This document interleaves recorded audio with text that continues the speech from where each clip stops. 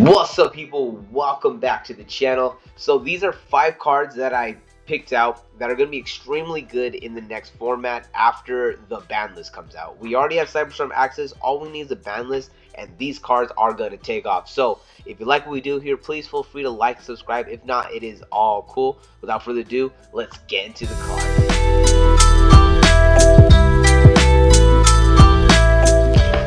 Alright, so we're going to start this list off at Ghost Reaper and Winter Cherries. These cards are in no particular order to where one card is going to be better than the other, but I guess take a lot of this with a grain of salt, because it's going to vary much to your locals, to the actual to the when the format actually plays out.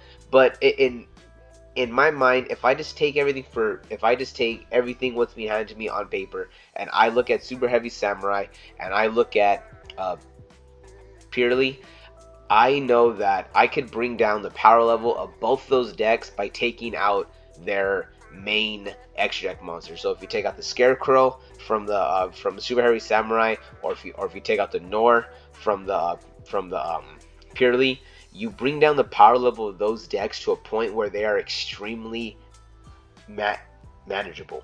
So I could very much see in a side deck scenario that Ghost Reaper and Winter Cherries is just like almost as good as activating Dimensional Barrier when you're playing Despia. I don't want to put that on the same level, because they do have the ability to combo off and they are going to be able to do something, but it's going to be way more manageable, especially if you open up like another hand trap in order for you to stop, like the other side of their play. So Ghost Reaper and Winter Cherries, just like I said, just for on paper and just for its ability to take out those two really huge potential threats, I'm gonna go ahead and give it like the first spot on this list.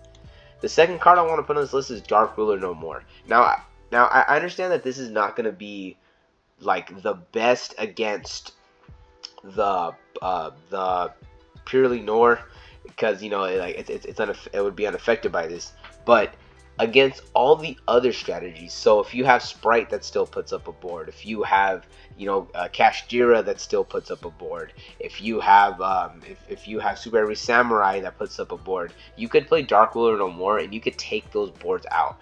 I kind of really see people kind of running more of a super like a really heavy hand trap, kind of like more hand trap line, because I see a lot of people talking about putting more hand traps in their deck, and I do feel like that's gonna be it. But I also wouldn't be surprised if we see main deck Dark Ruler No Mores for when you kind of lose the die roll, and maybe you only get like one hand trap, and I don't know. It's kind of trying to keep this simple, not trying to just over explain unnecessary things. But essentially, I'm thinking about potentially bringing back the whole main deck Dark Ruler No More, just because of how powerful some of these boards could get, and the fact that some of these a lot of these decks could probably play through one, maybe even two hand traps, depending on what hand traps they are. Like, if you just use like an Impermanent Ash, they might still be able to put up a Barone plus another interruption. So I wouldn't be surprised if we start seeing Dark Ruler No More either in the main deck or heavily in the side deck. Retaliating Sea. So I put this one right in the middle, because I really see this more as a counter to Runic, especially if Runic gets things hit and then they run, and then they kind of depend more on getting that getting the summon instead of relying more on the fountain.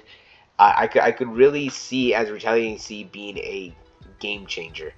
I was kind of like going back and forth, because I was thinking of the other decks that could be used against. It can't really be used against Super Heavy Samurai, because they're not going to be running any kind of like a spell or like spells like that.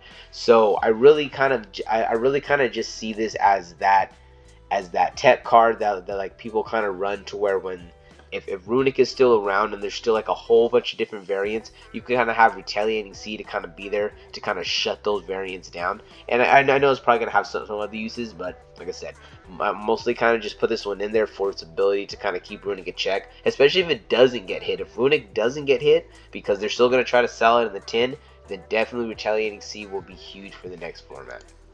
Cyframe Gear Gamma is going to be a big card, simply for it's going to be a huge card, not only because it just Retaliating Sea, because I really feel like Runic is going to kind of move over and playing some more hand traps, and the Cypher Gear Gamma definitely is going to be one of them. But just in a whole bunch of other different decks, because there's going to be a lot of strategies that are going to try to special summon, like that are going to try to special summon something from the grave, or it's going to search from the, it's going to discard from the hand to search from the grave. There's going to be a lot of opportunities to be able to activate Siphon Gear Gamma, and naturally when you add more hand traps into the format, you're going to want to get more counters to those hand traps. So, people already run triple tactic talents to counter hand traps. I wouldn't be surprised if they also start throwing in Gamma to have both the Gamma option and the triple tactic talent option. So this is something just to keep an eye out. And then the last card I want to talk about is Droll and Lockbird. Droll and Lockbird is starting to go up. I mentioned this card in my market watch that I dropped earlier. This, man, I told people, like, you got to get Droll and Lockbird. It's it's a really good card. There's gonna the meta is going to come. I was telling people back a long time ago when it got its common reprint.